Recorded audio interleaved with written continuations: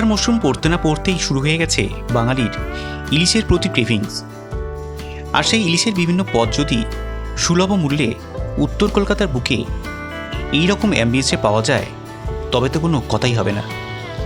জায়গাটা হলো 34 বাস স্ট্যান্ডের ঠিক উল্টো দিকে বারোয়ারি ভোজ, যেটা হলো আদ্যাপীঠ মন্দিরের একদমই কাছে। গুগলে এদের রেটিং প্রায় 4.2। শুরুতেই এদের মেনুতে একটু চোখ বুলিয়ে নেওয়া যাক। বাঙালি বিভিন্ন থালির সাথে চিকেন, মাটন, ইলিশ, চিংড়ি, কাঁকড়ার বিভিন্ন পদের সমাহার।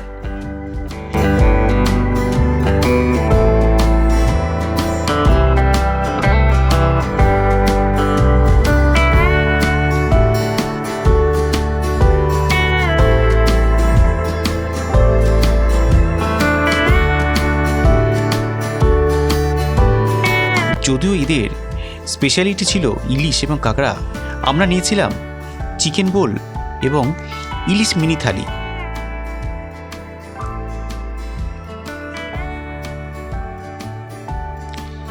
চিকেন বোলে ছিল একটি ভেজ চপ, বাসন্তী পোলাও, চিকেন কষা এবং আলুর দম। আর ইলিশ থালিতে ছিল ভেজ চপ, সাদা ভাত, সর্ষে ইলিশ এবং দই।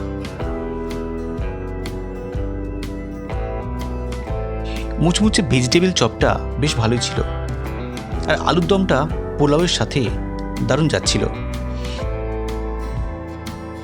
চিকেন এই থালিতে 3 পিস দিয়েছিল। ঝাল চিকেন আর মিষ্টি বাসন্তী পোলাও কম্বিনেশনটা মারাত্মক ছিল।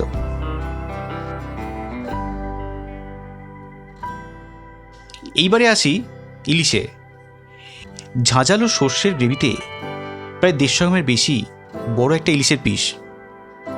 ইলিশটা দেখেই বুঝতে পারছেন যথেষ্ট ফ্রেশ ছিল এবং টেস্টও খুবই ভালো ছিল।